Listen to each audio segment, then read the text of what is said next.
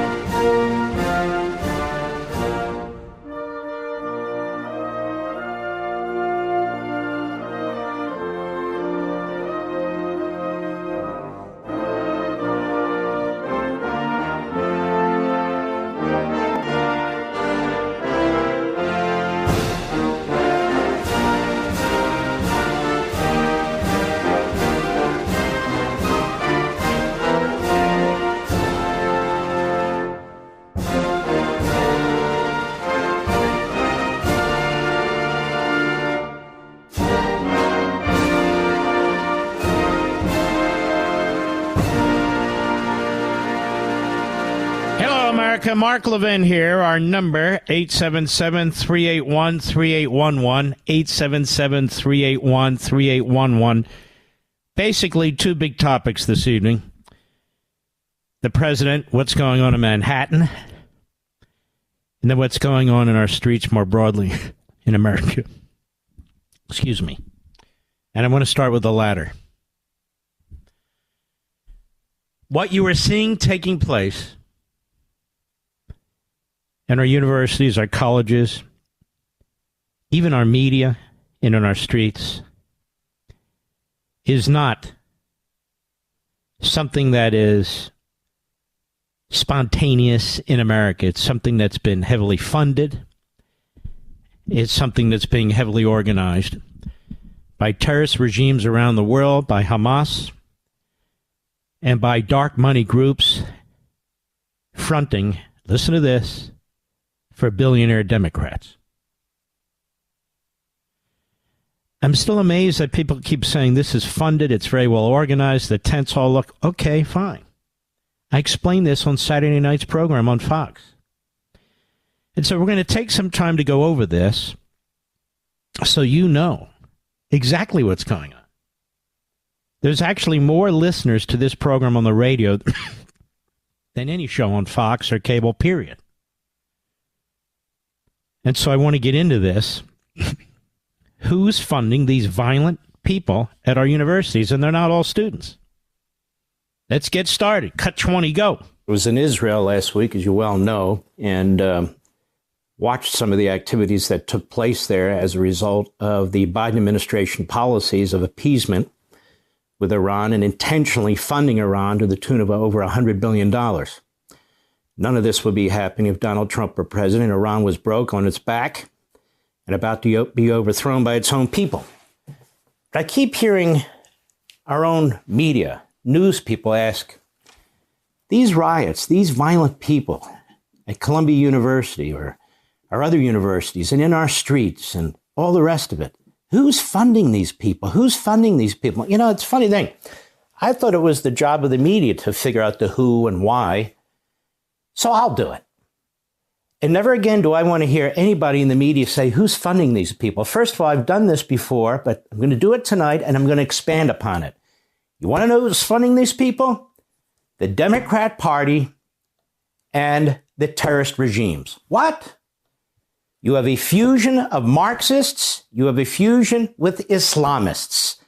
A complicated matrix and network of Democrat Party billionaires and millionaires and dark money, including Soros, including the Tides Foundation, among others, and you have Hamas funding, the Muslim Brotherhood, and others. Also a funding network, and Qatar, which is funding colleges and universities. In other words, the enemies of America. And this has had an enormous effect on our foreign policy toward Israel. Their attacks on Netanyahu, the goal to overthrow the Israeli government for the purpose of installing a puppet regime that will bend to the Democrat Party donors, Hamas, and the enemy of Israel, and it's all being done right in front of our eyes. And if we had a real media, you'd know a lot about it. So let me cobble this together from certain media reports and others and tell you what's taking place here. Unheard, a fantastic site. Here's a piece by Park McDonald from just a few months ago, and I can't read the whole thing. The division between the activist left and the party establishment is little more than a politically useful fiction. In reality, the radical cadres are bankrolled by the same nexus of progressive oligarchs and dark money, that is, dark money slush funds that finance the party establishment. The DNC protest, for example, was organized by two progressive Jewish NGOs, Jewish Voice for Peace, and If Not Now, the same groups behind a rowdy pre-ceasefire protest at the U.S. Capitol, at which more than 300 people were arrested. Both groups are funded by an array of big money progressive donors, including George Soros, the Rockefeller Brothers Foundation, and the Tides Network. These are charitable wings of major financial institutions as well. Part of Vanguard, Fidelity, Morgan Stanley, another group called 1630 Fund, another big group called Arabella Advisors, an umbrella group, a Democrat Party, billionaire, millionaire group, the head of the octopus that pushes monies into these organizations. Soros, of course, is the most prominent individual Democrat donor in the country. He personally spent $170 million to get Democrats elected in 2022 midterms. His nonprofit spent at least another $140 million.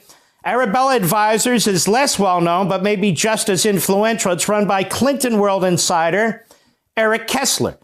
The for-profit consultancy manages a vast and opaque empire of funds and nonprofits aligned with the Democrat Party. Its role, in essence, is to allow wealthy donors to hide their donations. And they're hiding hundreds of millions of dollars worth. Scratch a nationally prominent pro-Palestinian organization, and you're likely to find Democratic oligarch money somewhere.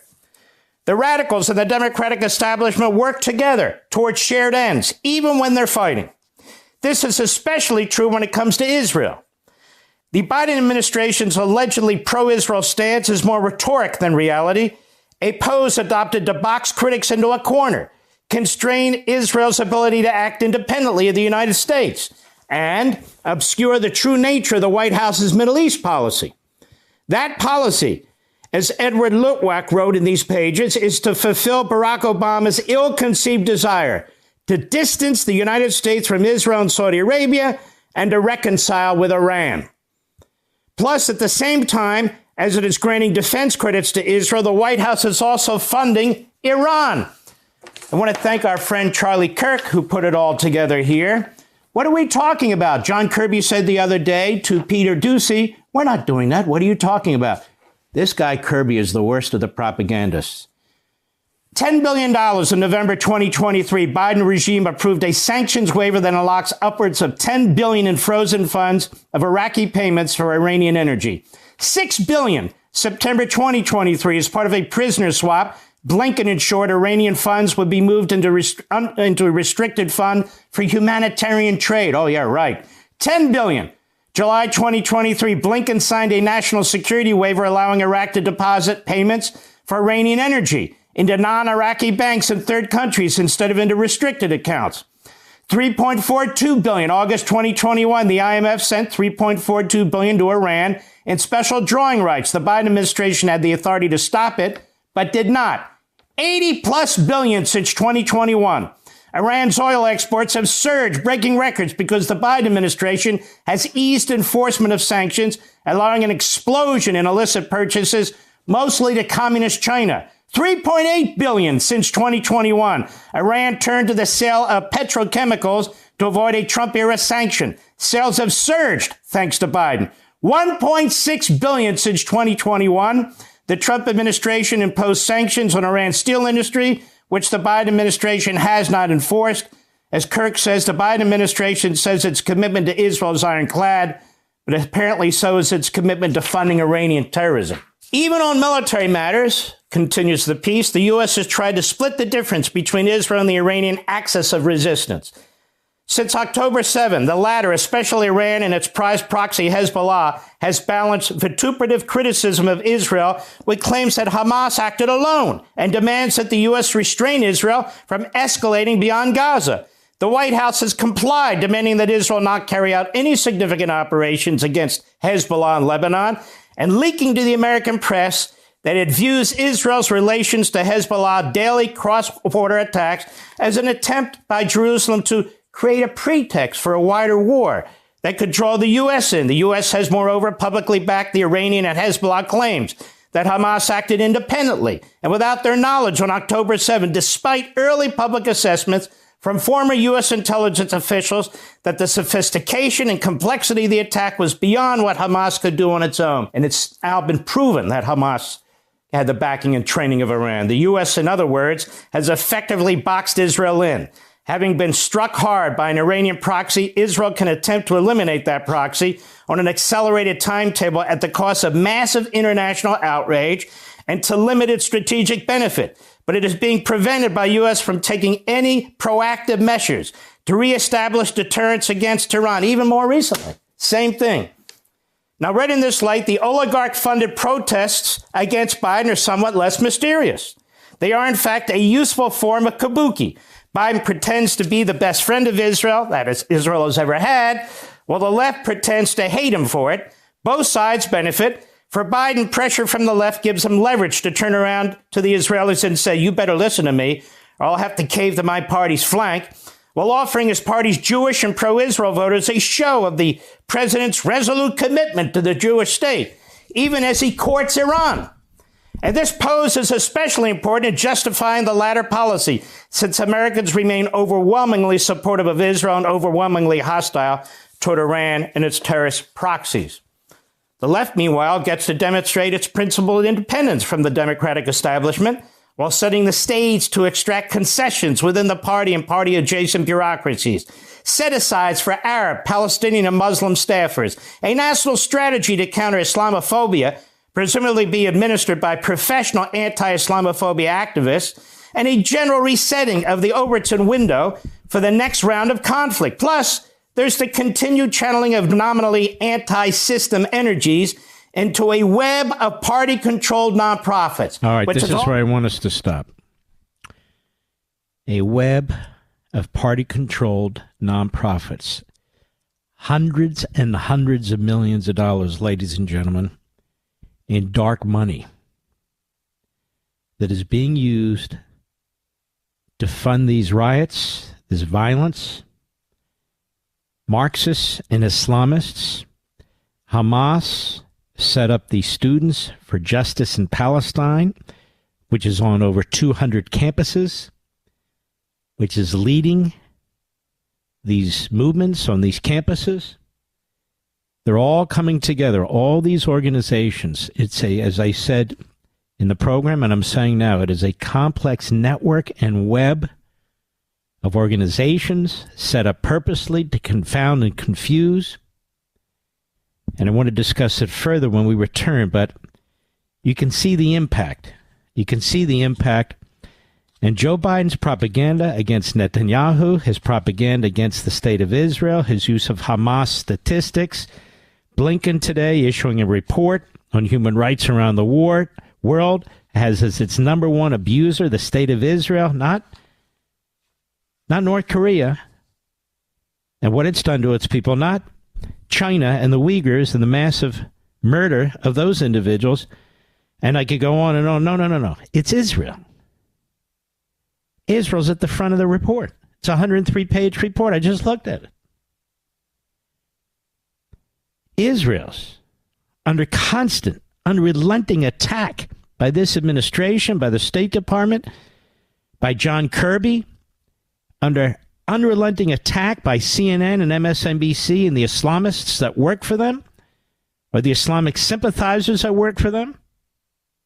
The New York Times and the Washington Post, they've created this environment of Jew hatred in this country and America hatred in this country between the Marxists and the Islamists and the Democrat parties and the umbrella organization. That's why I wrote the book, The Democrat Party Hates America. That's why I wrote the book before that, American Marxism. It's all quite prescient, to be perfectly honest with you. It's all laid out. And George Soros has a fundamental role in funding the Tides Foundation. George Soros is very close to the Blinken family. These things aren't just happening. These things are organized. They are funded. They are manned. These organizations didn't just spring up. So you have the overlay of the Hamas funding network, which is funded by the Muslim Brotherhood. They're all funded by Qatar and some of these other organizations and states. You have the domestic Marxist groups. And if you think about it, so I'll be the first one to explain this, even though I mentioned it last week. The riots that took place in 2020, it's the same people. It's the Islamists and the Marxists. It's the same people, just a different cause. Now, there's a hell of a lot more to get to here, but the media keep asking, who's funding this? When I laid it out Saturday night on Fox is really stunningly shocking. I'll be right back. Mark Levin.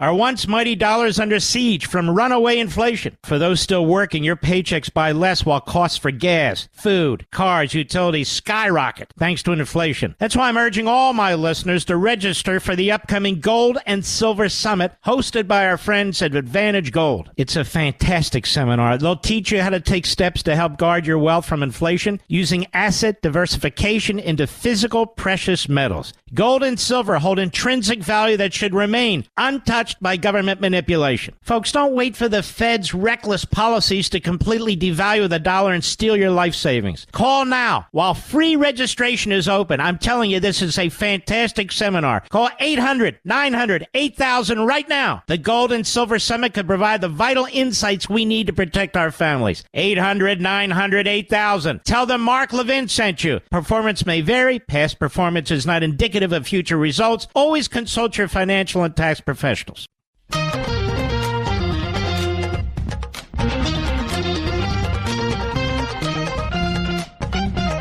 Biden has played the Jews for a long time, and particularly Democrat left-wing Jews like to be played.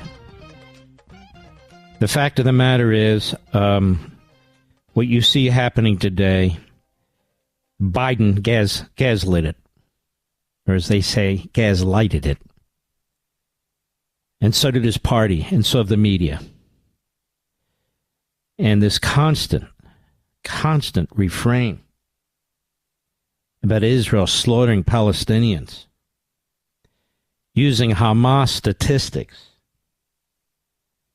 The media in this country are now spreading the anti-Semitism and the Jew hatred.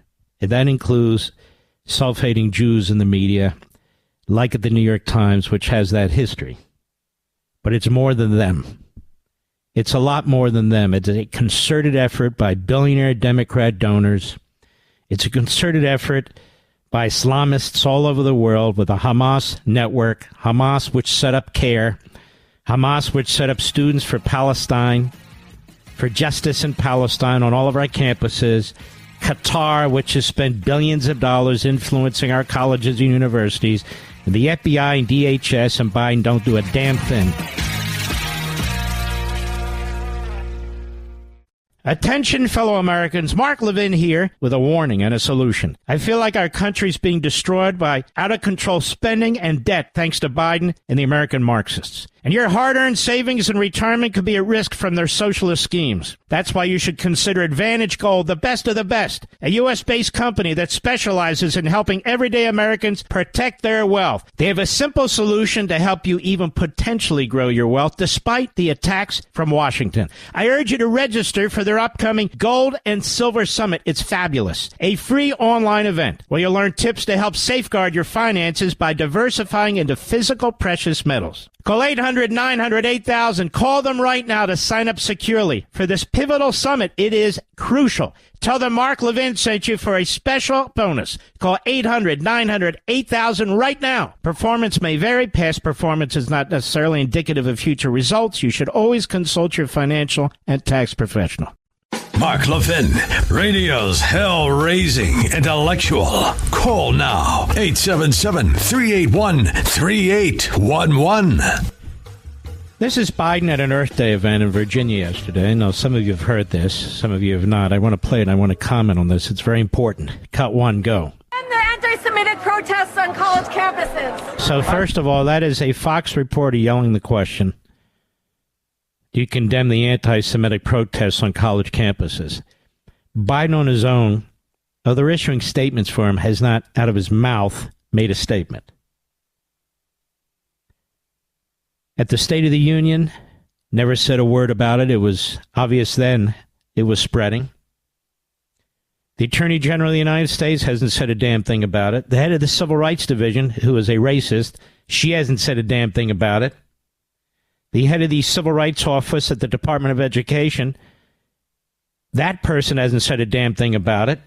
The head of Homeland Security, who's in charge of kicking people with student visas the hell out of this country when they turn on our country, that person hasn't said a damn thing about it. Matter of fact, this administration has been all but silent. Then when you press them, they point to a statement by the deputy press secretary that he puts out, or they point to Charlottesville. Now, history will damn this administration, but we can't wait for history.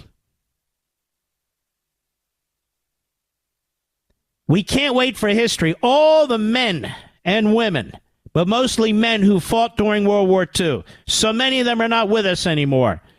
I can assure you that they would be shocked and disgusted by all this. The media in America, they've so let us down as a country. They've given voice to Hamas and their statistics. They keep saying these are anti-Israel demonstrations. These are Jew-hating demonstrations. These are America-hating demonstrations. These are Israel-hating demonstrations. The Islamists are behind it, including Palestinians who are in this country, other Arabs who are in this country, other Muslims who are in this country, and Marxists who are in this country. Let's stop playing games. Go ahead. And the anti-Semitic protests on college campuses. I condemn the anti-Semitic protests. That's why I've set up a program to deal with that. I also condemn those who don't understand what's going on with the Palestinians.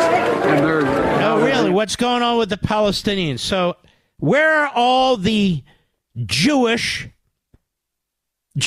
mobs at Columbia or Harvard or NYU or at Yale or anywhere else attacking Palestinians? Where are they? They're nowhere. Because it's not happening. And he keeps doing this. 6-8 weeks ago, somebody raised a question about the anti-Semitism, and he said we're fighting anti-Semitism and Islamophobia. There is no Islamophobia in this country. It's in the Middle East, where Muslims slaughter Muslims. But people who come into this country from the Middle East have never had it so good. Or they leave and they go back home, right? Nothing's stopping them.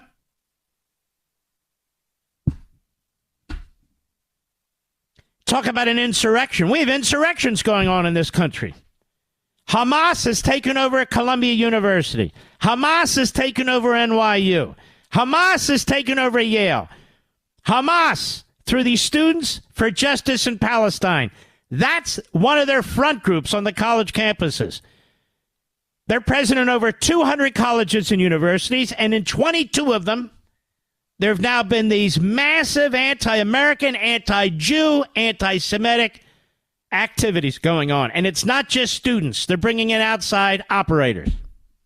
That's who's funding this. That and George Soros and Democrats.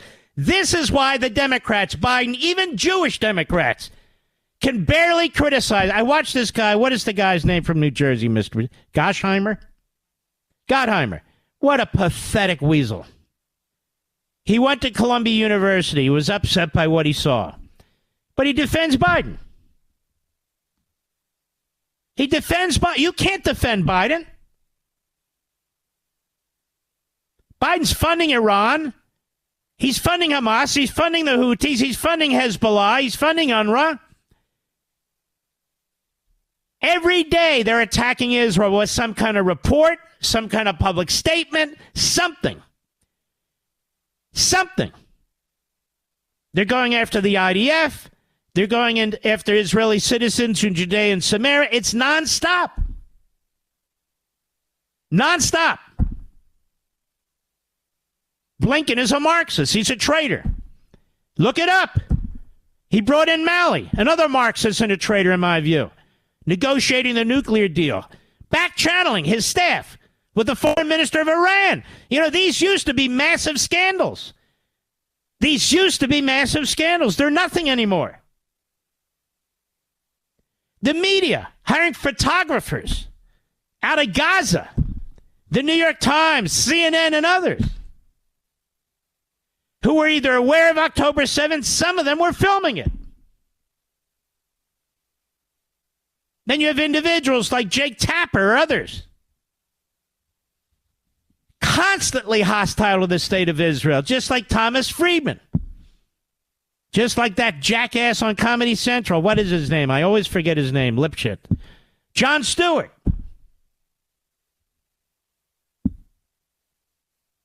But there's Biden.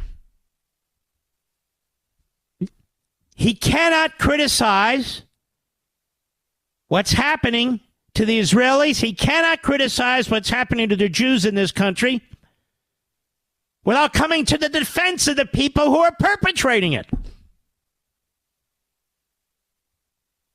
Think about that. Pretty shocking. Pretty shocking. And pretty grotesque. Let's pick up where we left off on the second cut, Mr. Producer, about who is funding this. I guess it's cut 21, yes? Go ahead. Well, what else do we have? December 7, 2023, from Fox. A nonprofit that has received donations from George Soros has been bankrolling groups who have hosted pro-Palestinian rallies, according to a watchdog group.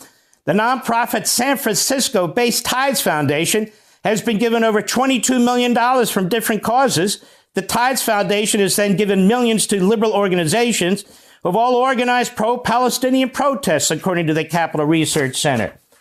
Democrat Party, Democrat front groups, Democrat dark money, Soros, other Democrat billionaires and multimillionaires funding what you're seeing in the streets, as well as the Hamas funding network, as well as Qatar in our colleges and universities.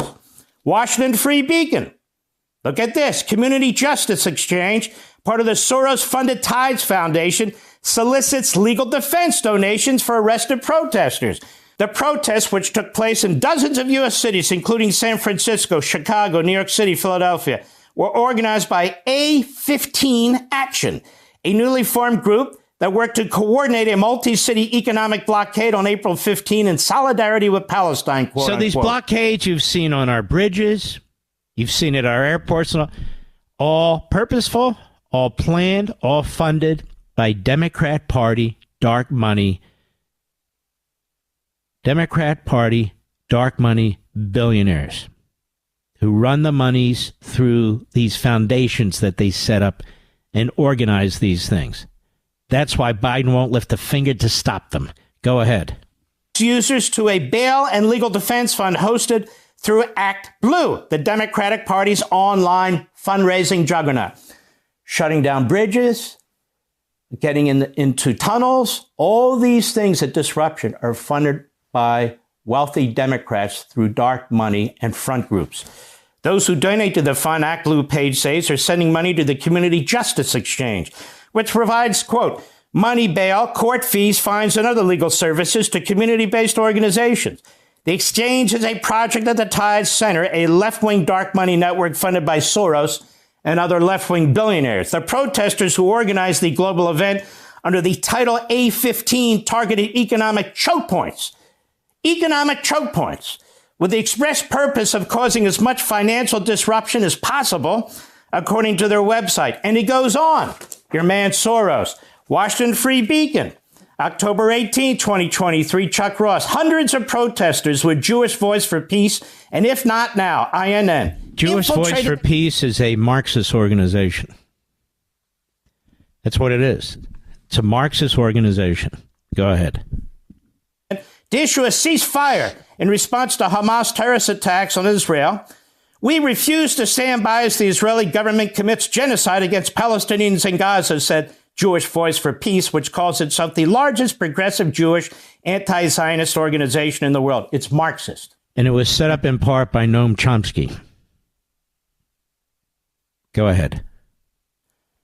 And the protest comes as anti-Israel pro-Hamas groups call on lawmakers to pressure Israel to end retaliatory strikes against Hamas strongholds in Gaza. The Council on American Islamic Relations. This is a Hamas front group that was created in Philadelphia, funded by Hamas, that has as its purpose to pretend it's a moderate civil rights Muslim organization with representation in our media, in the Biden administration, in the Democrat Party, a complete front group. More. Look at this. Washington Free Beacon. The son of left-wing mega donor George Soros has visited the White House at least 20 times since Biden has been president. This is a year old, so it's more than that. Alex Soros, who recently took over his father's Open Society Foundation, it funds progressive organizations. I hate this word progressive. It's Marxist organizations and Islamist organizations. Has held meetings with several senior White House advisors. He was named the new head of the foundation in June, announcing he's more political than his 92-year-old father. Open Society pours millions of dollars into Democratic organizations to help elect radical progressive prosecutors who are overseeing rising crime in American cities, like the one who's trying to put Donald Trump in prison as I speak. Now, Soros Alex is known for his connections with high-level Democrats. He's posted photos with Biden, Harris, Pelosi, and the like. There's more. The New York Post. The pro-Palestinian protests over the last months, where tens of thousands of the U.S. have chanted for the end of Israel, not merely a story of organic rage. They are also funded in large part by an uber-wealthy American-born tech entrepreneur, Neville Roy Singham, and his wife, Jody Evans. Since 2017, Singham has been the main funder of the People's Forum, which has co-organized at least 4 protests after 1,200 innocents were murdered in Israel. He's done more than that. A review of public disclosure forms shows that the multimillionaire Singham and his wife Evans have donated over $20.4 million to the People's Forum from 2017 to 2022 through a series of shell organizations and donor advisory groups accounting for nearly all the group's funding. It goes on. Singham is more than just a Marxist with deep pockets. He is also a China sympathizer who lives in Shanghai and has close ties to at least 4 propaganda news sites that boost the Chinese Communist Party's image abroad, the Times reported. And it goes on. Born to a Cuban mother and a Sri Lankan father in 1954, Singham grew up steeped in far-left politics. His father, Archibald Singham, worked as a professor of political science at Brooklyn College and was the first scholar in residence at the New York State Martin Luther King Jr. Institute for Nonviolence in Albany.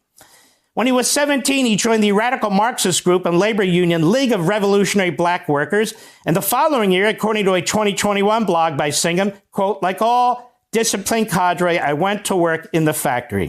1974, the FBI investigated him as potentially dangerous because of background emotional instabilities or activity in groups. So there's another billionaire. He lives in Shanghai, China. By the way, he's not black, even though he talks about this black organization. A Marxist, spending tens of millions of dollars behind what you're seeing in our colleges and universities. Soros through the Tides Foundation, Soros through other organizations. A Democrat Party fundraising organization involved. Arabella, a massive umbrella organization of all these left-wing groups involved. the Hamas funding network in the United States, it's extensively examined by George Washington University Program on Extremism, is funding this in the United States through Students for Justice in Palestine. Now, damn it, if I know these things by just going online, pulling the news articles, pulling the reports on these extremist groups, then by God, the Biden administration knows too. The FBI knows too. DHS knows too. The Department of Justice knows damn well who's funding this, who is behind it. But the problem is this. Some of the biggest donors to the Democrat Party, some of the biggest donors to the Biden campaign, the Soroses and so many others, they're behind it, but they're also behind Biden and the Democrat Party. And so they're not investigating them. And I want my brothers and sisters at Fox to start talking about this. I want my brothers and sisters on conservative talk radio start talking about this. I want our friends in the media start talking about this. I want our nonprofit organizations start investigating this, putting out papers on this. Now is the time. What are you waiting for? I'll be right back. Mark Levin.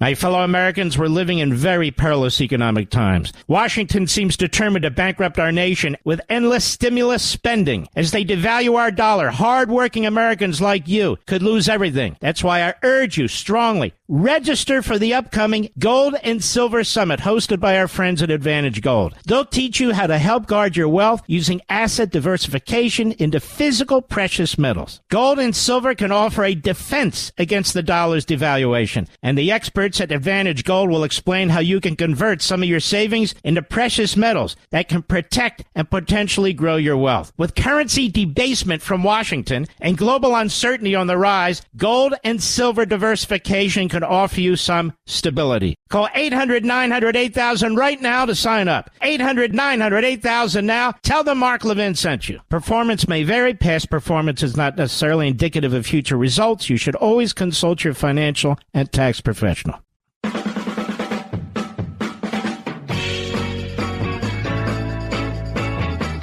By the way, public service announcement.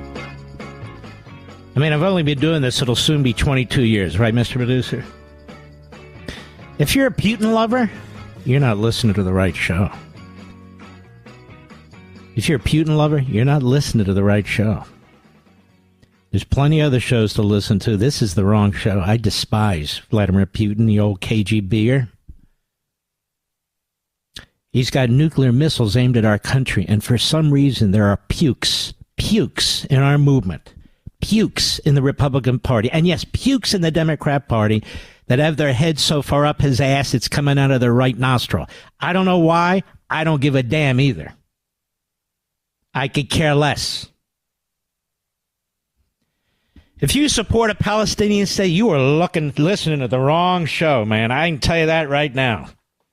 And what you see going on in our streets and our colleges and universities underscores the point, doesn't it? Yes, it does. And if you don't believe in defending Taiwan like Goldwater did and Reagan did and every conservative before them did and around them did, you're listening to the wrong show.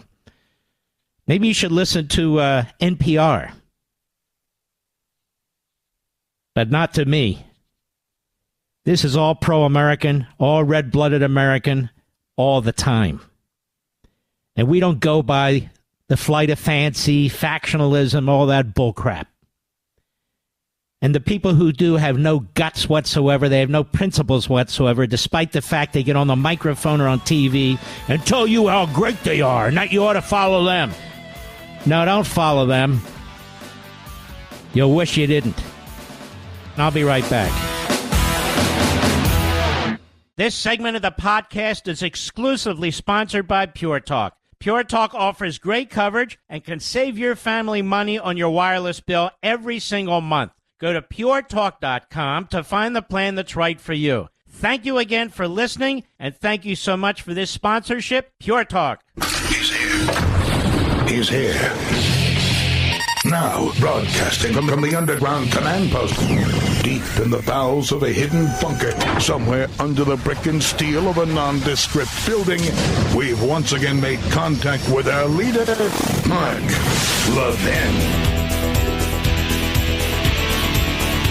You know, my wife sent me a text. I just posted them. It's really a brilliant point. Raises a lot of issues, but in this one, she points out that the Biden campaign, Blinken and Sullivan in particular, organized a letter, as you might recall, on the Hunter Biden laptop. 51 former spooks, that is what we call intel types, national security types, signed it, saying that it was a Russian dirty trick, a Russian ploy, Russian interference in our election, and they knew it was a lie. And they did it anyway. And they did it to help Biden's election, to put him in a more positive light. And so her question is, her point, isn't it amazing that that's not considered a felony for which to prosecute Blinken or Sullivan or the Biden campaign or Biden himself if he knew about it? That wasn't reported as a campaign contribution. And so the point is, look at what they're doing to poor Donald Trump. And I'm going to get into this later in the program, too. It's really so abhorrent, so damn disgusting.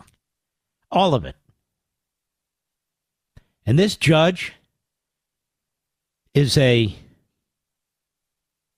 slime ball. It's what he is. It's what he is. He's a slime ball. He's going after the defense lawyer. Excuse me, cholera. Going after defense lawyer. Over issues on the gag order. Gag order. Gag order. I've never seen so many gag orders in my life. Ever. Boy. So the same administration. Let me put a fine point on this. The Biden administration, I told you folks this, Joe Biden is an anti-Semite. His administration is anti-Semitic. CNN and MSNBC are anti-Semitic. The New York Times is anti-Semitic. Now, it's not just Mark sitting here as a Jewish guy calling everybody anti-Semitic. Everybody's not anti-Semitic. 80% of the American people, probably a lot more, actually support Israel. And that's not the determining factor on whether you're anti-Semitic. Anti-Semitic is what you see now and what you're hearing now.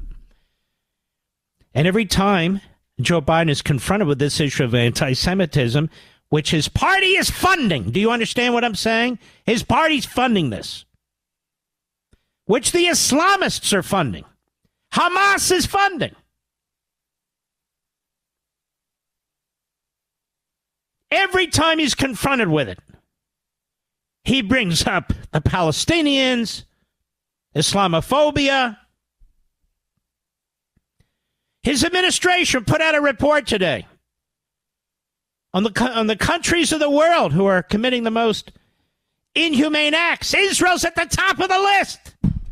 Not North Korea, not communist China, not Venezuela, not Russia. Israel. And I can go on and on and on. He says we set up a program to deal with anti-Semitism. No, he didn't. The program is nothing. It's zero. It's an empty vessel. Ain't done a damn thing. Where's the FBI today? Where's Christopher Wray? No press conference. Where's the Attorney General? No press conference. Where's the Deputy Attorney General? No press conference. Where's the head of the Civil Rights Division? That racist. No press conference. Where's the Civil Rights Office, the Department of Education? Nothing. Nowhere. Anybody been deported? Anybody. Any single Hamas supporter in the country been deported because they support a terrorist organization? I'm not aware of any. I'm not aware that they're even looking. Any of these so-called students at these colleges who've overstayed their student visas, have they been deported? I'm not aware of one. We have a regime that unleashed the anti-Semitism here, that funds Iran, that funds Hamas, that funds the Houthis, that funds Hezbollah. We have a regime in Washington, D.C. that is funding the nuclear arms development program of Iran, that is selling oil to communist China. And where are all the conservatives? Where are they? Where are they? I'm just curious. They're so myopically focused on Ukraine. Well, how about focusing on our government? What the hell this idiot's doing to our country?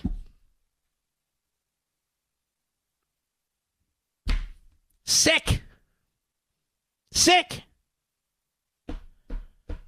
Now let me help out these policymakers. Number one, I've talked about it till I'm blue in the face. I've written about it in American Marxism. It's there. They can go chapter to chapter, verse by verse. What do we do about it?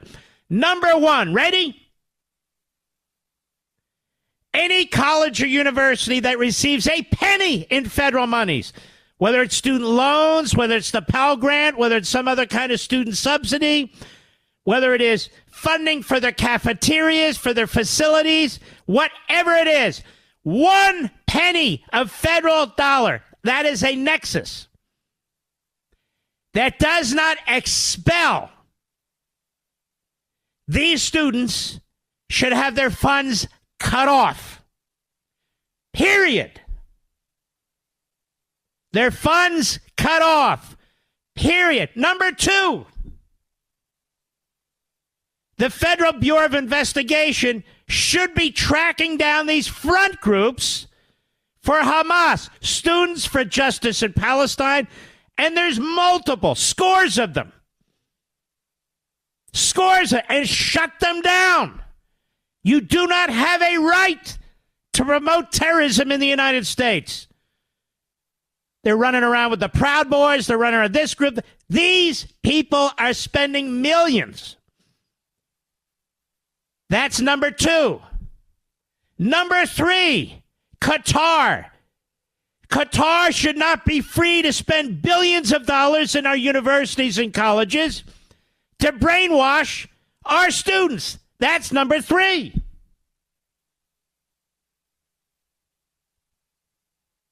There's more. Number four, any faculty member who is spreading terrorism, any faculty member that is encouraging terrorism, should be removed from the colleges and universities that receive federal funding, which is almost all of them except Hillsdale. And Hillsdale's not an issue. Hillsdale's actually a patriotic college. They should be fired and tenure stripped from them. You do not have a right to spread terrorism by word of mouth in this country. Period. Period. I mean, I love it when they are, well, what about the First Amendment? There's Donald Trump. They have a gag order on him. He's running for president. He's got Michael Cohen with his own podcast. Every a-hole in America, every a-hole Democrat on TV, trashing Trump on and on, but Trump can't respond. Oh, wow. Notice they don't talk about his First Amendment rights. No, only First Amendment rights for the enemy. Number five. The Palestinian movement is the enemy of the United States. Whether it's the PLO, whether it's Hamas, whether it's Islamic Jihad, they are the enemy of the United States of America. That's not Islamophobic. That is a fact. That's their mission statement. That's their belief. They are the enemy. And any a-hole politician like Joe Biden, who tries to create some kind of a moral defense of an ideology of hate, of bloodlust, of murder, must be rejected at the ballot box in November, or this country is going to lose not just an election, it's going to lose its soul. The Palestinian movement is an anti-American Islamist movement. That's what it is. Ask Tlaib. She's Palestinian. Ask her. She's a Marxist and an Islamist. She's the fusion right there in one human being. There it is. And Joe Biden is a pig. That's right. If I'm going to be called names, he can be called names. He is a political pig, and he's always been a political pig. He is spreading anti-Semitism. He is spreading Jew hate. He's spreading anti-Americanism. The border's wide open to destroy citizenship in this country. He's trying to destroy the state of Israel while he's propping up Iran. There's a lot worse names than pig that I could call this man. He won't meet with Netanyahu, period. You know, he still hasn't met with him. Hates Netanyahu's trying to overthrow the Israeli government, trying to put our man in prison. No, Mark, you can't call him a pig. I can call him a lot of things.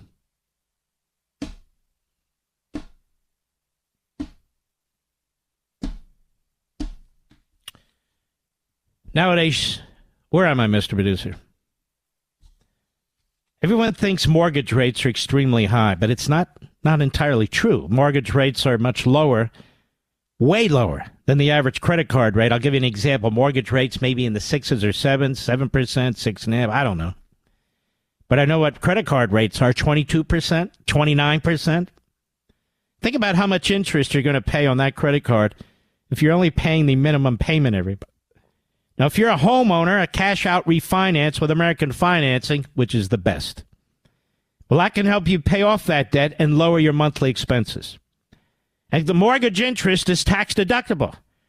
So they're saving homeowners just like you, on average, almost $900 a month in interest and, again, tax deductions.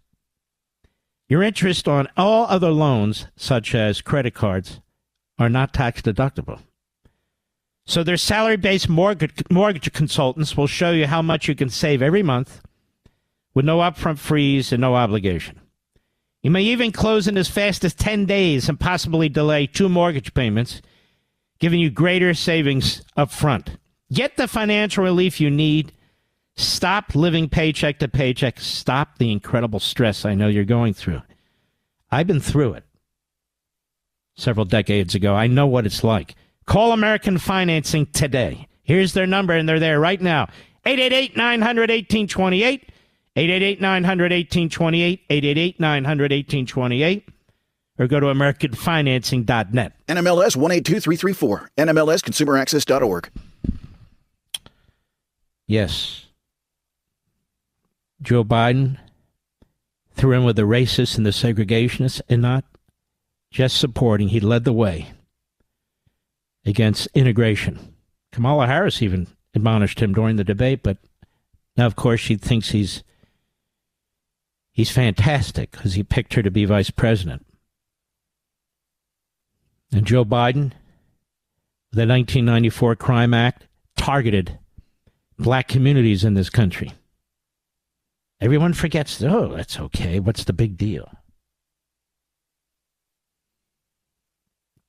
And Joe Biden is an anti-Semite. He's now out of the closet. I don't care what liberals, whether they be Jews or Catholics or whatever, say.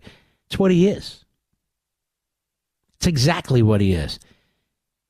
He doesn't have the guts, the wherewithal, the moral clarity to call out what's going on. But what about the Palestinians, he says? Hundreds of billions of dollars poured into the Palestinians from all over the world. What about it? Where did all the money go? Where did all the money go? To tunnels. To armaments. And you know what's interesting, ladies and gentlemen? The Iranians are not Arab, let alone Palestinian. Yet they make alliance with the Palestinians. Why is that? Why is that?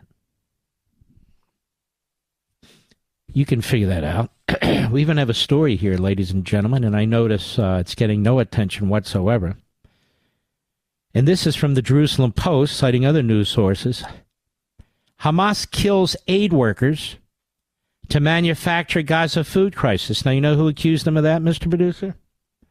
Fatah, the other Palestinian group, under Abbas, under the PLO.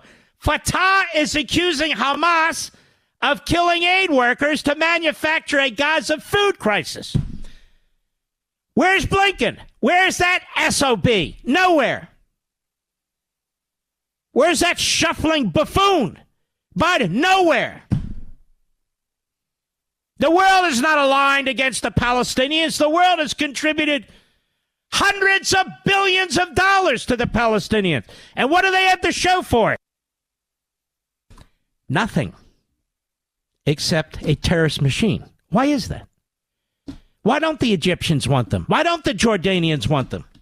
Why don't the Syrians want them? Why don't the Iranians want them? Why don't the Saudis want them? Why doesn't another Arab country on the face of the earth or Muslim country on the face of the earth want the Palestinians? Why is that? No, they're Islamophobic. They must be, right? They're Islamophobic. I detest Joe Biden. I detest this man in so many ways.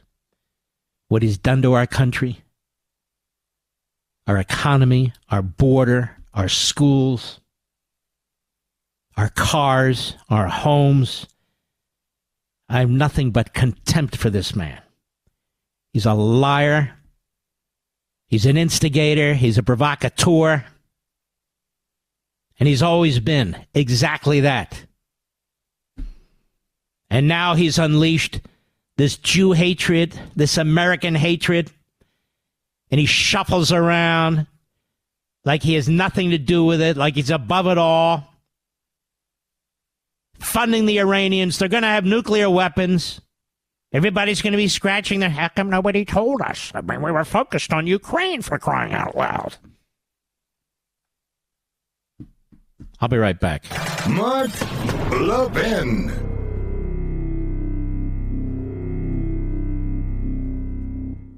Nowadays, $20 barely gets you a burger and fries and maybe a quarter tank of gasoline. You know what it will get you, though? For just $20 a month, you can get unlimited talk, text, and plenty of 5G data from my cell phone company, Pure Talk. You'll get the same quality of service as AT&T, Verizon, or T-Mobile, but for half the cost. The average family saves almost $1,000 a year, all with no contracts and no activation fees. You can trade your phone or get great deals on the latest iPhones and Androids. Make the switch today and save an additional 50% off your first month. Choose a wireless company that shares our values, that supports our military and veterans, that creates American jobs, and refuses to advertise on fake news networks. Instead, they're right here with us. Just go to puretalk.com/Levin, puretalk.com/Levin, and make the switch right now so you can actually afford that burger and fries. That's puretalk.com/Levin. Levin. I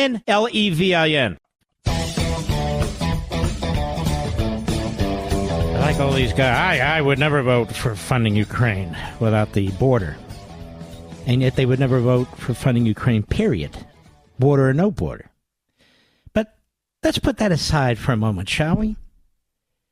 How come all these populist conservatives and all these conservatives, so-called, are making demands about Biden funding Iran and ending that, Mr. Producer?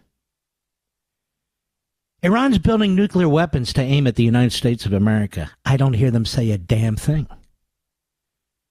Where's Thomas Massie? Where's Rand Paul? Where's Mike Lee? Where's Josh Hawley? Where's our buddy Chip? Where is everybody? Is that not concerning anybody? Is it not concerning anybody that this administration, the rogue Biden administration, is sending tens of billions of dollars to Iran rather than whining about it?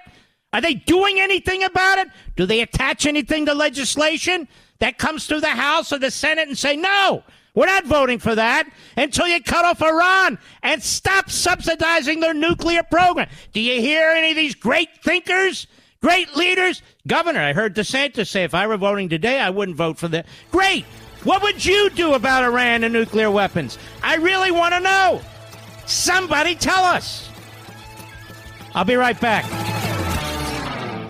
Nowadays, $20 barely gets you a burger and fries and maybe a quarter tank of gasoline. You know what it will get you, though? For just $20 a month, you can get unlimited talk, text, and plenty of 5G data from my cell phone company, Pure Talk. You'll get the same quality of service as AT&T, Verizon, or T-Mobile, but for half the cost. The average family saves almost $1,000 a year, all with no contracts and no activation fees. You can trade your phone or get great deals on the latest iPhones and Androids. Make the switch today and save an additional 50% off your first month. Choose a wireless company that shares our values, that supports our military and veterans, that creates American jobs, and refuses to advertise on fake news networks. Instead, they're right here with us. Just go to puretalk.com/Levin, puretalk.com/Levin, and make the switch right now so you can actually afford that burger and fries. That's puretalk.com/Levin. Levin. When Mark Levin was a kid, his teachers didn't like his snide sense of humor. Today, they still don't like it. Call Mark Levin now at 877-381-3811. Welcome back, America. We're here with our buddy Brent Bozell, who I've known for decades, who is really a guide star for most of the conservative movement, founder of the Media Research Center. And the Media Research Center has put out a fantastic new study on Facebook, and it's serial interference in our elections. Brent Bozell, how are you, my friend? Mark, how are you? And are we that old that we've known each other for decades? We are. I'm afraid so, buddy. Okay. Tell us about this report. I mean, people instinctively say, yeah, but you always have to put the meat on the bone. So tell us about Facebook here. And Mark, that's exactly what we wanted to do. It is like conservatives who were in the 50s and 60s complaining about liberal media bias, but didn't have the evidence for it. We've been looking at big tech, and we're doing a series of studies to see exactly to what degree big tech is interfering with the democratic process in America today. Every time you censor somebody, you're not allowing him to have a voice. And when you're censoring a candidate, you're not allowing that candidate to have a voice. That's a real threat to democracy. We looked at Google, and we found 41 examples with Google. Now, we looked at Facebook. Since 2008, we found 39 examples of Facebook directly interfering with political campaigns. Not every single one, and I'll explain that in a minute if you want, not every single one was against conservative Republicans. About 98% were. But it's systematic, and there's a little bit of good news, I hope. That we I've got to wait and see attitude toward it. It's not like Google, but it's there, and it's something that has to be taken very seriously, because the public conversation today is on social media platforms, whether we like it or not. That's where decisions are being made, and these big tech companies have got to stop interfering with it. By the way, just as a footnote, you mentioned Google. You know what's interesting about Google? When I type in information looking for stuff, my name always pops up. There's articles that are 3 or 4, even months old, even 3 or 4 years old. The most negative attacks on me ever. Why would those be like in the top 10 search items when I'm searching for stuff and there's Google popping up me being called an anti-Semite? There's me being called... I mean, that's intentional, obviously. That is intentional. That's playing with the algorithms. They did this in 2022. There were 12 serious contested Senate races. In 9 of the 12 instances, they gave preferential treatment in their listing to the Democrats over the Republicans. Now, 99% of the public doesn't go beyond the first page. The Republicans in 9 of the cases were either at the very bottom of the first page where nobody goes. Half of them were, or 7 of them, 7 of the 12, were on page 2 where no one goes. Now, why is that important? There was a Pew Center study that was done just several years ago, so you can only assume the numbers are higher now, that showed that 7% of adults make their decision on who to vote for based on Google searches.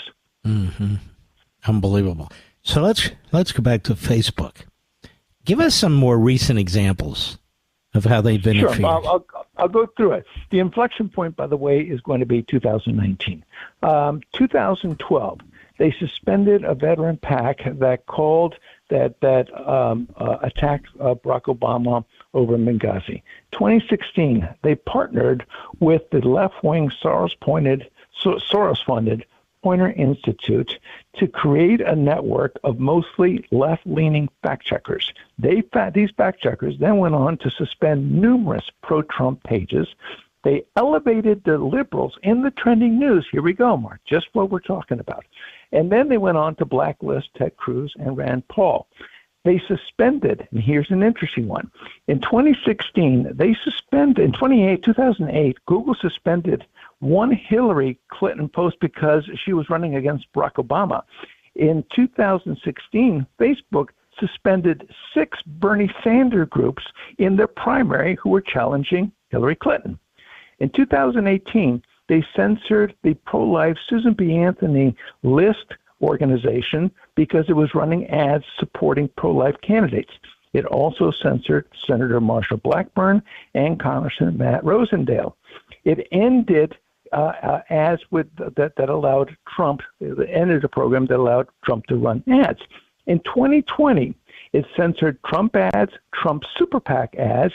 Hunter Biden suppression is what exploded in 2020, and then you had the anti-COVID posts, which were all taken down. Here's an interesting one. Elizabeth Warren was censored. Why? Because she had an ad calling for breaking up big tech companies. I love it. They funny. also removed an anti-Antifa ad that was run by Marjorie Taylor Greene.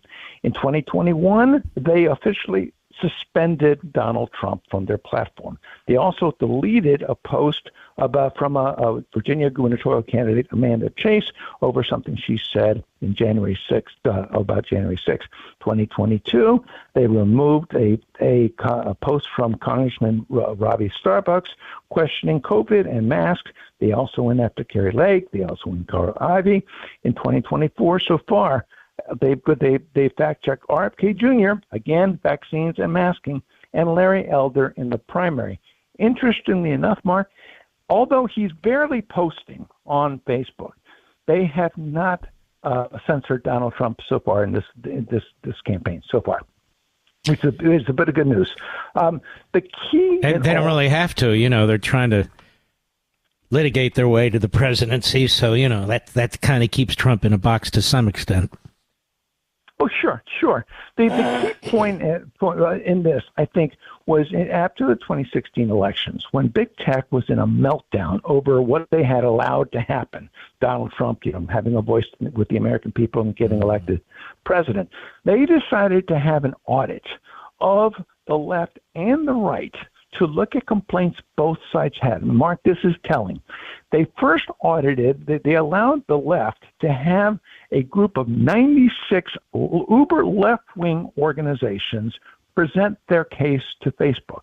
They presented only a draft, and Sheryl Sandberg, who is the ideologue of Facebook, announced immediately she was going to make their demands her top priority. Their demands, among other things, was more censorship against conservatives and more control over, guess what, the election process at Facebook. At the meantime, former Senator John Kyle was brought on by Facebook to do an audit for conservatives. He met with 30-some, 40-some conservative organizations. He met with me for hours. He was given hundreds of examples of censorship. When his report finally came out with an op-ed in the New York Times, he announced, I am not making this up, he announced that he hadn't found any evidence of any censorship against conservatives. It was such an appalling report that the backlash was so furious that by the end of the day, Facebook had pulled that report. They announced it was only a draft. We suggested Why did he do that? Have a draft. Because he was doing the bidding of Facebook is what he was doing. He was doing the bidding of someone at Facebook. And it was atrocious and it was disgraceful. And when Facebook took it back, they tried to say it was only a draft, the first draft. By the way, there's never been a second draft of that report. They've never come out with a report. So what's the good news in all this? The good news in this, and one more thing, Mark. We have now 3 different instances where Mark Zuckerberg stood up and called for the censorship to end, and we found that it only got worse every time. So what's going on here, I believe that Mark Zuckerberg, who is a leftist, an uber leftist, we don't overlook the fact that he had his own October surprise in 2020, pouring $400 million in the last week of the campaign. But I believe that he's also a good businessman. And he also understands that this is going to cause him a lot of trouble on Capitol Hill and at the state level, where you've got state's attorney generals investigating him now. But the problem is not Mark Zuckerberg. It's not at the top. The problem, just as with Twitter before Elon Musk took it over and he uncovered it, just as with Google, it's the staff and it's the management. They've got a middle finger to the corporation because they could care less what happens to the corporation. They've got an agenda and they're on a mission, and it's not going to stop. So Mark Zuckerberg has shown a certain openness. By the way, have you ever called Mr. Google? Have you ever tried to talk to anybody at Google? You can't. They are nameless. They are faceless. They are accountable to no one. Facebook, at the very least, has a dialogue with conservatives. And we have seen numerous times where we've worked with them where they have reversed things. So I'm going to give them credit there, but they've got to go much, much further now. Well, you guys always do fantastic work. And while I have you, you see the extent to which the media and the Democrat Party have really flamed what's going on and inflamed what's going on in these colleges and universities. Brent, you've been on top of this too. It's just appalling. And then Biden's asked about it, and he can't just condemn it. He's got to come to the defense of the Palestinians, who apparently are in trouble in this country, which is a joke. You've been around a long time as a conservative. What do you make of this? Well, I have developed a certain sympathy for liberal Jews, in the sense that I believe they are they've been truly gobsmacked because they have lived in an environment of leftism in America where they've given it aid and support and worked with it. And overnight, it has turned on them in the most vicious form possible. And this is across the board. It's even the media that have turned against them and are giving aid and comfort to Hamas. They're not protesters. They're not activists. They're fanatics who are the inmates have taken over the asylum in Colombia. God bless Robert Kraft. What the Jewish community has to do, any man or any woman who is blessed with wealth and is Jewish should pull his or her support of every major institution, whether it is civic, whether it's a hospital, whether it's academic, whether it's religious, whether it's political.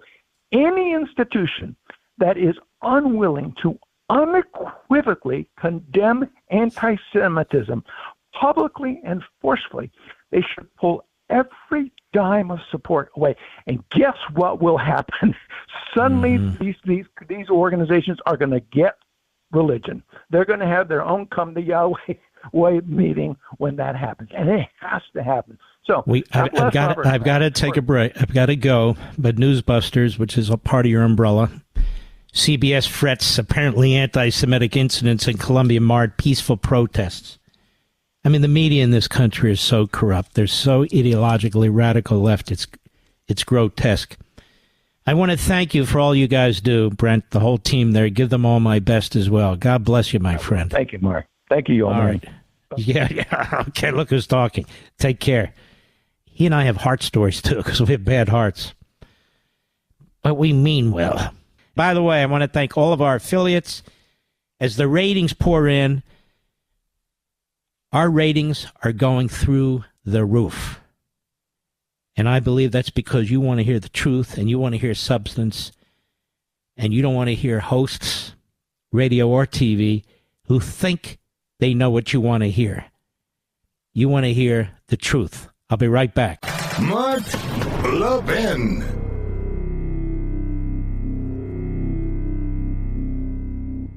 Nowadays, $20 barely gets you a burger and fries, or maybe a quarter tank of gasoline. You know what it will get you, though? For just $20 a month, you can get unlimited talk, text, and plenty of 5G data from my cell phone company, Pure Talk. You'll get the same quality of service as AT&T, Verizon, or T-Mobile, but for half the cost. The average family saves almost $1,000 a year, all with no contracts and no activation fees. You can trade your phone or get great deals on the latest iPhones and Androids. Make the switch today and save an additional 50% off your first month. Choose a wireless company that shares our values, that supports our military and veterans, that creates American jobs, and refuses to advertise on fake news networks. Instead, they're right here with us. Just go to puretalk.com/Levin, puretalk.com/Levin, and make the switch right now so you can actually afford that burger and fries. That's puretalk.com/Levin. Levin.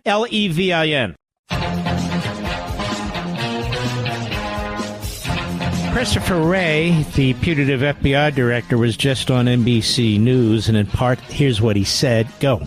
There's an environment right now we're seeing play out on some college campuses, the protests over what's happening in Gaza. Are you watching that warily? Are you concerned about threats emanating from these demonstrations? Well, of course, demonstrations themselves are not something that we, the FBI, get involved in. But when violence ensues, that's when we get concerned, when you have threats of violence. And so we have seen, even before October 7th, we saw a significant increase, especially in anti-Semitic threats and anti-Semitic violence. And since October 7th, that number has gone up quite substantially. Are you actively monitoring these protests? We don't monitor protests, but we do share intelligence about specific threats of violence. First of all, he's a liar. As a former chief of staff to an attorney general, I can tell you the FBI did monitor certain groups and certain protests, so he's a liar. That's number one. Number two, I was informed by an individual who recently retired from the FBI that, in fact, agents are out, and they are monitoring certain individuals based on social media and so forth. And these people are not happy about it, these agents, including taking pictures and so forth. So they're monitoring American citizens for many reasons and on many fronts. So this is a lie. And I just told you the financing of these groups. And I think one of the reasons they're not digging into this hard is because what you'll find is that it goes back to Democrat dark money in many respects.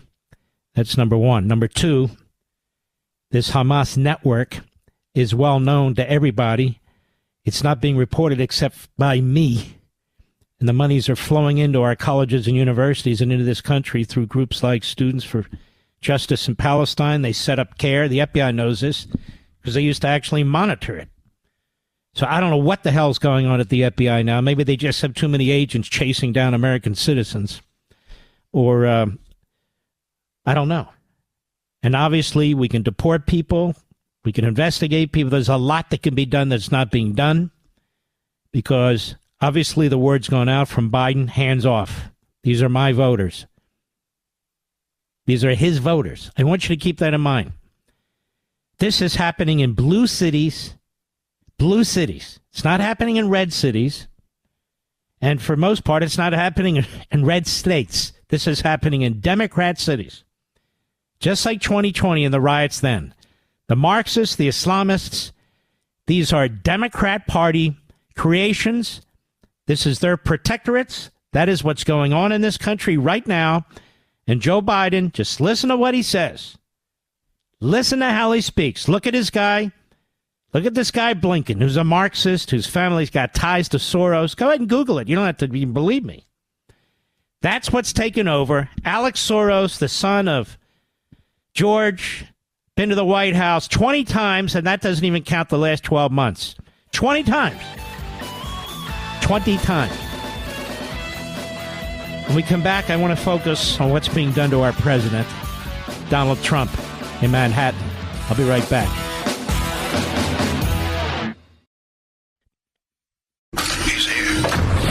He's here. Now, Now, broadcasting from the underground command post, deep in the bowels of a hidden bunker, somewhere under the brick and steel of a nondescript building, we've once again made contact with our leader, Mark Levin. Hello, America. Mark Levin here. Our number, 877-381-3811, 877-381-3811. By the way, Mr. Producer, before I get going on this Stalinist show trial in Manhattan, have you ever heard Rand Paul actually support Israel? You never have you? I never have. Has he been condemning what's taking place in our streets with the anti-American, anti-Semitism going on? Have you ever heard him condemn that? We just looked, right? We don't have any public statements from him, do we? Take another look. Because I very much want to read it if he did. These guys have a pattern. You know, when Trump took out Soleimani, he and Carlson and the others thought that was very provocative. Why would they do that, you know? So I'm just curious about it. And I'd like to see. Let me cut to the chase on this Manhattan case. You've got, if you had any violations, and you don't, they'd be misdemeanors under state law. That is, reporting something as a legal expense that's a business expense. Now, is that not splitting hairs, America? You have non-disclosure agreements, as I've told you for months, are very commonplace. It's not hush money. They're non-disclosure agreements. I guarantee you that courts have entered into them. I guarantee you that the DNC has entered into them. I guarantee you that the media outlets reporting on this have entered into them. But when it comes to Trump, it's hush money. It's a hush money trial. Just sounds very notorious. So you have these so-called potential misdemeanors. And the issue here is the reporting as a legal expense as opposed to a business expense. The amount of money spent on the non-disclosure agreements. So how do you breathe life into that and make it a federal offense or even a federal issue? Because a local DA is not supposed to be getting involved in federal matters. Interfering in a federal campaign, this is an extraordinarily dangerous precedent because there are literally thousands of DAs and tens of thousands of assistant DAs all across the country of both parties and no party.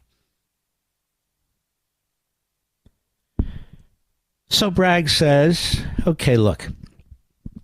He did this in violation of federal campaign laws.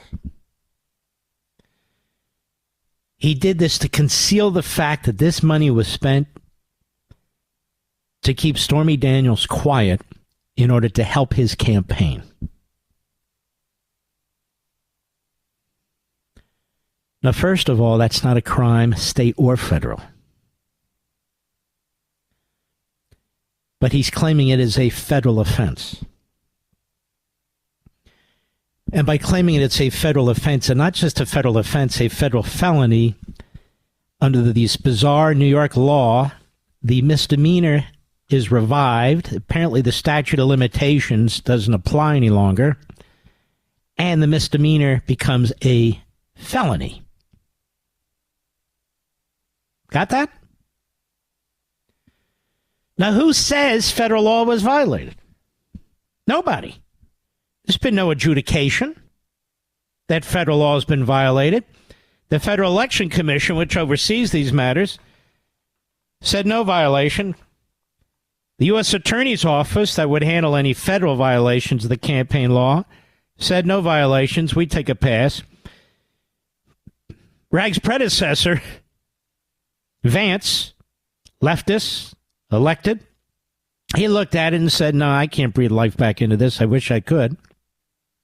Bragg originally said no, and then Bragg later said yes. Why? Because the former acting Associate Attorney General of the United States, the third highest position in the Department of Justice, who was appointed as such by Joe Biden himself, left that prestigious position, we've talked about this, went over to help Letitia James in her case, then left that office and went over to help Mr. Bragg in this case.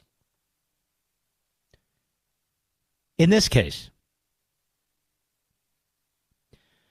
So it's all smoke and mirrors.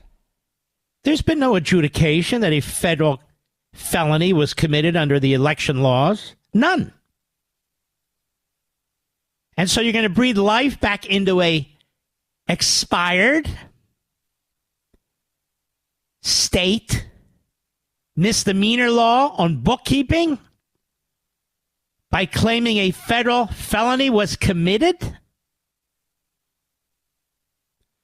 You follow me, Mr. Producer?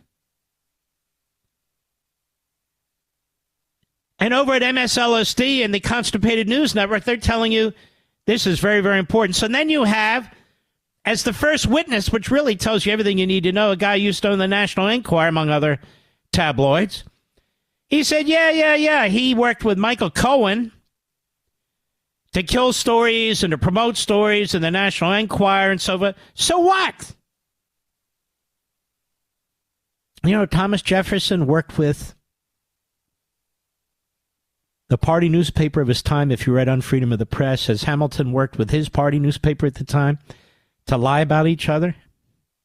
Did it all the time during campaigns. You have campaigns that give information to reporters all the time and vice versa. So what? It's not a crime. It's politics. It's ugly, but it is what it is. It's not a felony. It's not a misdemeanor. It's nothing. And so the guy testifies to that effect. So what? I'll tell you so what. This judge is stupid. He's political. He's a hack. I look at his background. It's very thin. It's very radical.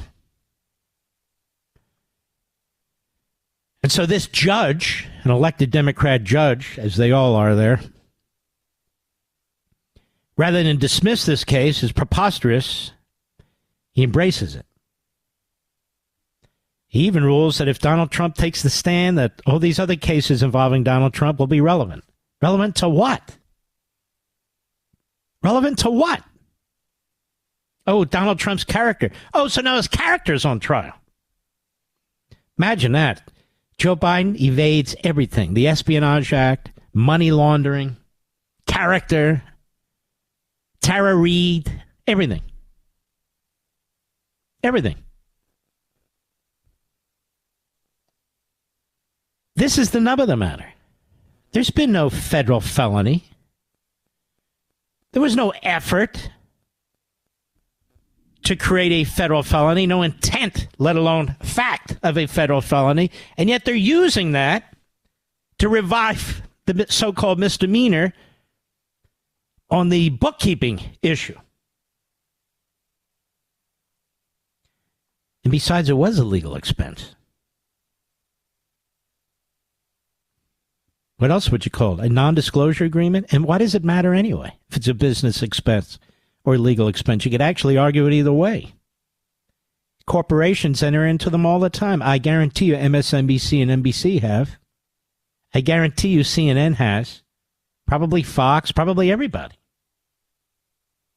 Non-disclosure agreements. How about even Mediaite? The Media Matters either has or will entered into non-disclosure agreements. New York Times, Washington Post, all the networks, everybody. Be weird if they didn't.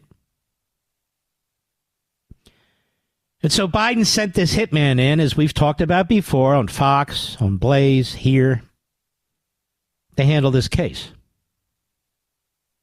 That's what took place. And Bragg is doing it. He's a Soros guy. How come Soros is never investigated? How come his tax returns are never looked at? Because he's a Democrat. They'd scream holy hell. Can't touch him. He's their money bags. But there's a lot of issues that are problematic with this. The gag order, of course, is unconstitutional. You can't. I mean, Michael Cohen actually has his own podcast. His own podcast.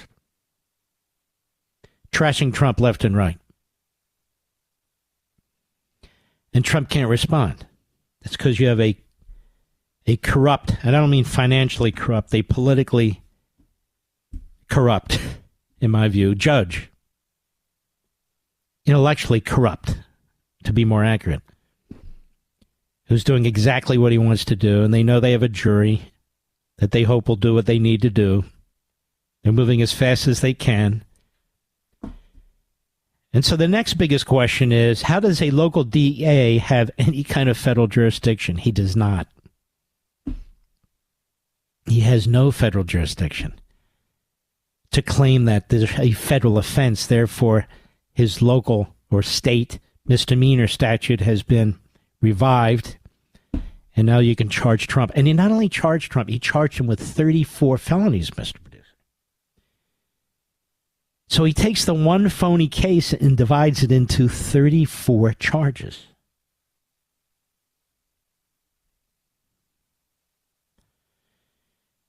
And yet, the media are fine with all of it.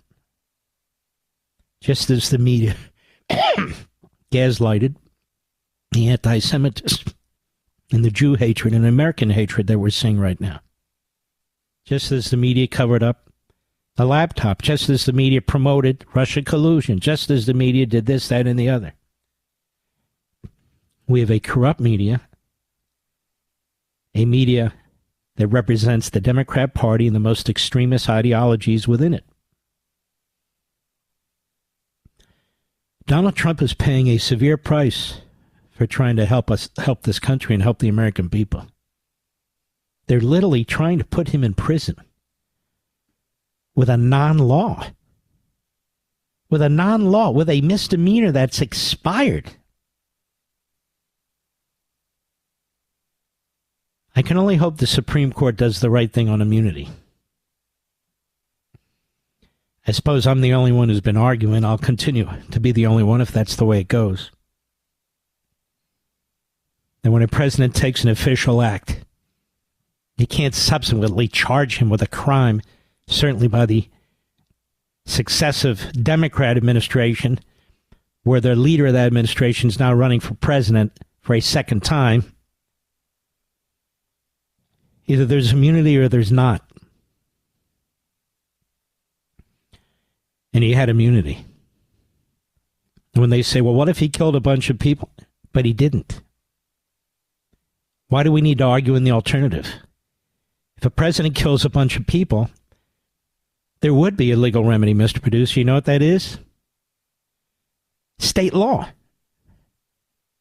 The criminal code for most offenses belongs in the states. It's in the states.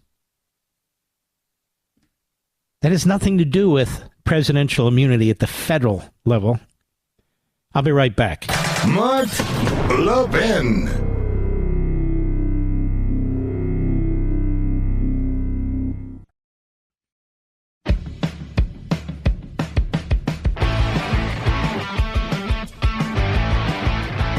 The only way to stop this is the only way.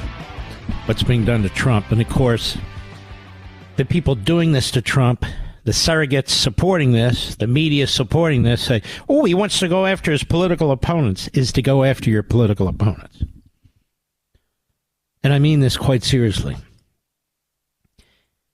The only way to stop this is when both sides suffer from it. And the Democrats not only started it, they are creating the precedent at the DA level, at the Attorney General level, in the state, the federal Attorney General level. The Democrat Party started this, and then they say, and by the way, don't ever do this to us. Don't ever do what to you? Don't ever come after us because we disagree with you. Don't ever come after us for politics. Well, why are they coming after Trump? 4 separate criminal cases simultaneously. 91 different charges. On top of that, a civil case where you're trying to bankrupt him. Your Democrat corrupt judges all in a hurry to try and do this in the course of an election to keep him off the campaign trail and to get him convicted of just one of 91 charges. Don't ever do it to you. Are you kidding me? You've also gone after his lawyers. You're trying to have them disbarred. And you and I, we're supposed to sit back and say, yeah, we can't do this to them. We better. I'm quite serious about this. The only way you stop this injustice, the only way you stop this tyranny is to confront it, not to accommodate it. And I don't really care what the mouthpieces for Biden and the Democrat Party and Soros and the rest have to say about it. DAs across the country, Republican DAs across the country should be looking for opportunities. And I'm going to tell you something. I'm going to help them on the air, give them opportunities. I've already said this, and I heard it repeated by one of the phony legal analysts. You could go after Obama for killing American citizens overseas. Still, there's no statute of limitations. You can go after Joe Biden for the deaths, for the injuries, the casualties, for the property damage that took place as a result of him defying federal immigration law. All this is going to be open now. And we should take maximum advantage of it. Maximum. And if the Supreme Court goes the wrong way on immunity, guess who's going to be exposed, Mr. Producer? Joe Biden. Joe Biden. And not just him. Mr. Blinken, Mr. Garland. And this will need to be done. The sword has to cut both ways. Has to. Whether they like it or not. What do you want me to do? I forget, Rich. I'll be right back. The Mark Levin Show, the pool feed for the conservative media. Dive in now. 877-381-3811. Well, none of these are going to work. We have a caller. Judicial Conduct Committee addressed Trump's mischief. Well, they're not going to. It's in New York. They're all Democrats. DOJ should charge Bragg and James for hate crimes. Well, that's interesting. Does anyone think that's going to happen, Mr. Producer? Trump should use RICO against the government. Well, Trump can't use RICO against the government. He can't bring a RICO case. The government brings RICO cases. Time to indict Biden. Well, who's going to indict Biden? So we need different callers, I would say. Just a thought. Because none of that's going to happen. Because the Democrats control those entire processes. I want to repeat something because you're not going to hear it again anywhere. Hamas kills aid workers to manufacture a Gaza food crisis, says Fatah. Fatah is Abbas. Abbas is Arafat's subsequent leader, the PLO. So now the Palestinians are accusing the Palestinians of killing aid workers, and of course Blinken is absolutely silent. Columbia University's Gaza Solidarity Encampment is going nationwide because of Students for Justice in Palestine, which is funded by and supported by Hamas. And the director of the FBI, Christopher Wray, just made it clear on NBC News that they are not monitoring these people. Isn't that strange? They're going into the Catholic Church. They're monitoring parents. They're monitoring pro-lifers. They're monitoring MAGA, but not this. Think about that. Blinken also wants to sanction an IDF unit called the Netzah Yehuda Battalion, which consists of very, religious Jews. Wants to sanction them. No idea what the hell's going on here. Cholera. Why? There's a coordinated campaign by Dawn, which is a radical extremist anti-Israel phony organization, non-governmental organization. They're responsible for much of the content in this report. And of course, Blinken's just looking for a reason. So Biden and Blinken are responsible, in my view, along with the Democrat dark money and the Hamas network and Qatar, for spreading all this Jew hate, America hate that's going on in our country today. Over at the Federalist, Our friend Harsani writes, Joe Biden says there are very fine people on both sides of the October 7 debate. Very fine people. Both sides. And the CBS Newsbuster reports, frets apparently anti-Semitic incidents in Colombia marred peaceful protests. Whew, boy, country is in trouble. Eric Holder, remember him? Says Colombia's campus agitators have, according to Washington Free Beacon, quote, legitimate concerns. It's Eric Holder. Eric Holder. Now, Biden is out there today talking about abortion and saying that, of course, if the Republicans are elected, there will be no abortions. Now, I'd love to know how he pulls that off, even if Republicans actually believe that, which they don't. How would that happen? Supreme Court just said it's up to each state. So he's a liar. He can't help it. He is a sick, stupid old man. He was a sick, stupid young man. And yet, I want to ask you women out there, you mothers out there with kids and sports and so forth, do you know what Joe Biden just did? He just instituted by executive order, which means unconstitutional fiat, the complete evisceration of Title IX to the Civil Rights Act that was added. I think it was added in 1972, thereabouts, to protect women so they can have a right to have access to, quote unquote, equal sports funding and activities.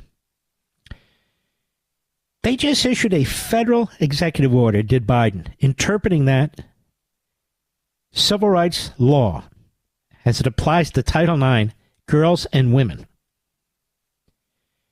to compel transgender, that is transgender men, to have access to women's and girls' sports. So they have destroyed them. They've destroyed them. Well, he's running around saying that, wow, we're all for abortion. How about the women who are alive? How about the girls who are alive? See, this is who he is. He's a slimeball. Maybe I said pig. Did I say pig earlier in the program, Mr. Producer? Pig, I called him? He just is he is a very indecent, nasty, stupid man who shouldn't be anywhere near the office of the presidency, let alone in the presidency. And so he's running around promoting abortion while destroying women's sports. Now think about that. Now I want you to listen to AOC. Now, Biden said, they were both at Earth Day together, that he should listen to her more, something to that effect. Listen to her more? She's a Marxist. Here she is on Earth Day. Cut 4, go.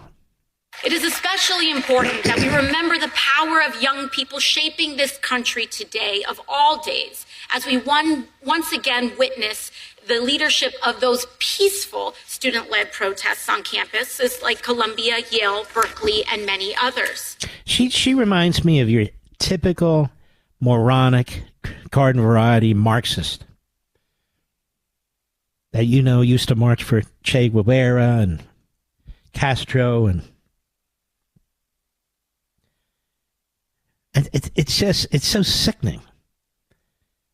And Biden was at that event in Virginia. Says nothing. Peaceful protests.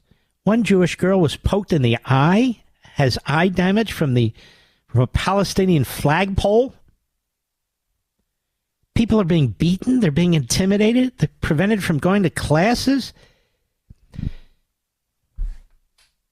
Can you imagine if the Democrat Party controlled everything in this country? Everything. What this country would look like now. They control most of it. But can you imagine what a tyrannical, totalitarian regime we would live in? The evisceration of our Constitution, especially the Bill of Rights, that's supposed to protect us from them? Can you imagine what this country would look like? You know what it looked like? Mad Max. You ever see a Mad Max movie, Mr. Producer? It'd be Mad Max. That's what it would be. Now, Donald Trump made a definitive statement. A definitive statement that should make a difference to people. Should make a difference. Because the battle now is between good and evil and right and wrong. That's what it is. Good and evil. Good versus evil. Right versus wrong. Here's Trump.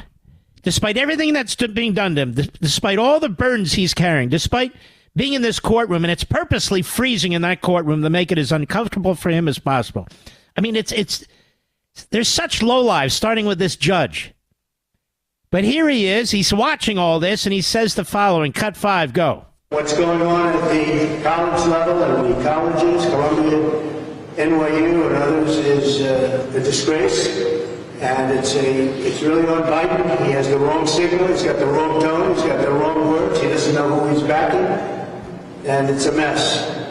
And if this were me, he'd be after me. He'd be after me so much, but they're trying to give him a pass.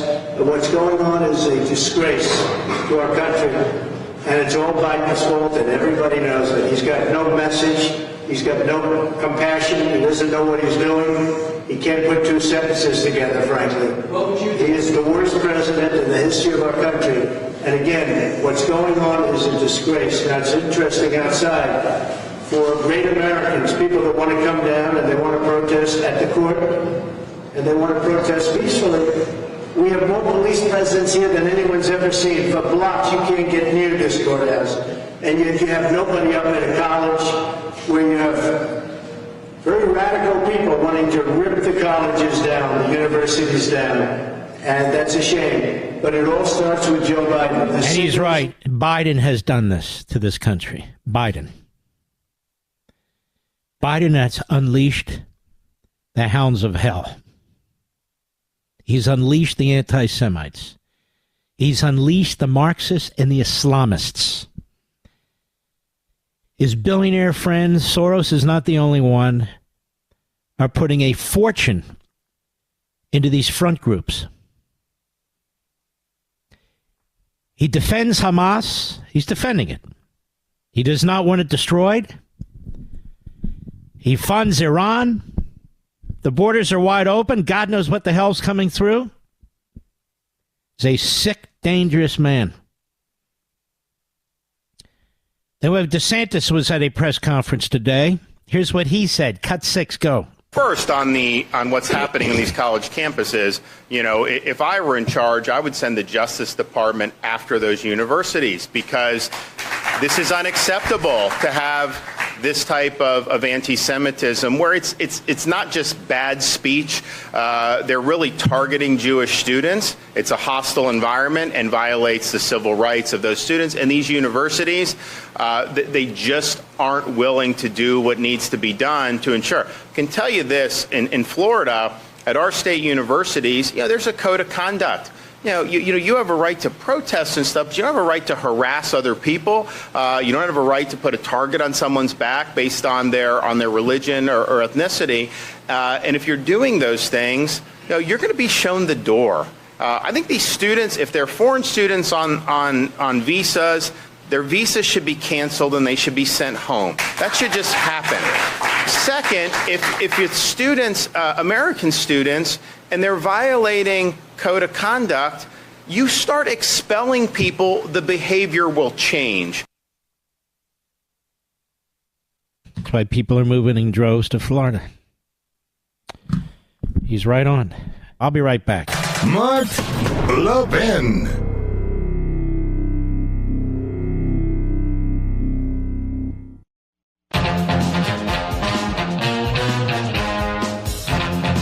I've always said, and I've said it to you, my fantastic audience, never underestimate the intelligence of your audience. I never underestimate your intelligence. If I sat here and spewed pro-Putin BS and anti-Ukraine BS, you'd know. I sound like the Congo line. And I'm not going to do that. I call them as I see them. I call them as I see them. Fetterman with Fox News Digital on Friday. Cut 9, go. It's completely reasonable to want a ceasefire or to have a different view on that. Absolutely, that's a democracy. But it is not appropriate or legal, or it's helpful to advance your argument if you show up in a Starbucks with a bullhorn and start yelling at people, and that doesn't make you noble. It just makes you It's very American to protest, and to do that in the appropriate way, then I absolutely support that. I'm not suggesting that you have to agree with my view, but it's just saying it doesn't really allow you to disrupt lives and to inflict those kinds of damages on people that are just trying to get on with their lives.